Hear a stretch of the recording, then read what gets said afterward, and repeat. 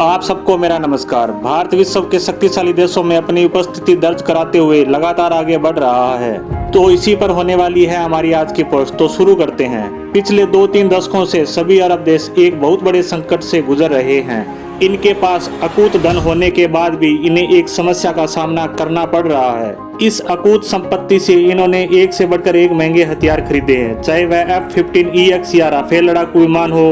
अब तो ये F-35 स्टेल्थ लड़ाकू विमान भी खरीदने वाले हैं। यहाँ तक कि इनके पास थार्ड और पैट्रियट जैसे डिफेंस सिस्टम भी पहले से मौजूद है। लेकिन इन सब के बाद भी यह अपने दुश्मन से कमजोर ही हैं। इसी कमी को दूर करने के लिए आए हैं भारत की शरण में। अब आप विचार कर रहे होंगे कि जब इनके पास एक से एक आधुनिक हथियार और अकूत धन संपत्ति है तो फिर कौन सी समस्या आन पड़ी कि ये भारत की शरण में आए हैं। तो इसी पर बात करते हैं।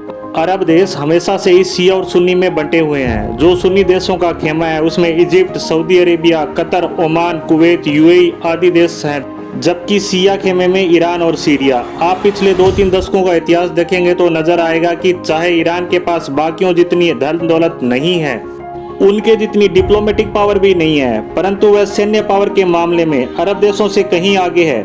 आज के समय आप किसी भी एक्सपर्ट से पूछेंगे तो वह ईरान को ही आगे बताएगा। बिना अमेरिका और यूरोपीय देशों के अरब देश ईरान का कुछ भी नहीं बिगाड़ सकते, यह हकीकत है। आपको पता ही होगा 2017 में सऊदी अरेबिया ने तमाम अरब देशों के साथ मिलकर यमन के हुती विद्रोहियों के खिलाफ युद्ध शुरू किया था, जो आज तक खत्म नहीं हुआ है।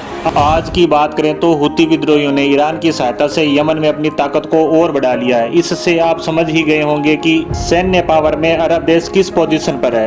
अब बात करते हैं इनके कारणों की। तो इनमें सबसे बड़ा कारण है ईरान की मिसाइल क्षमता। दरअसल ईरान की मिसाइल और रॉकेट फोर्स आज के समय में बहुत शक्तिशाली है और बहुत ही बड़ा है। इसी के दम पर वह पूरे अरब कंट्रीज पर सऊदी अरेबिया का प्रभाव कम करके अपना रुतबा जमा रहा है।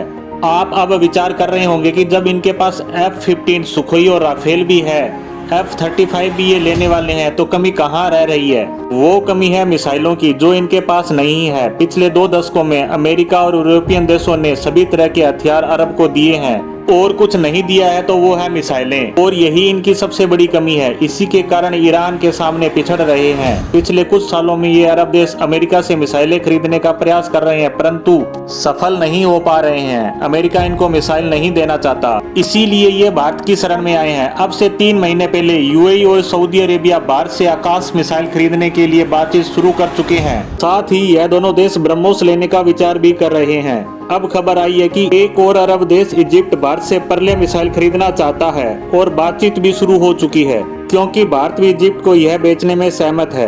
क्योंकि भारत ने परले मिसाइल का निर्माण चीनी बॉर्डर पर स्थापित करने के साथ साथ इसे दूसरे देशों को एक्सपोर्ट करने के लिए ही किया है।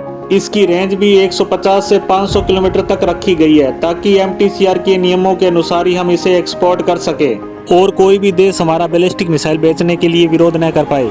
अब जैसे जैसे ईरान नई मिसाइलें बनाएगा और अपने रक्षा बेड़े में शामिल करेगा, वैसे वैसे ये अरब देश हमसे नई नई मिसाइलें खरीदने का प्रयास करेंगे, जिससे भारत को आर्थिक फायदा तो मिलने ही वाला है। साथ के साथ भारत धीरे धीरे एक विश्व में पावर होम भी बन जाएगा, जो बड़े बड़े हथियार बनाता है और उन्हें विश्व में एक्सपोर्ट करता है।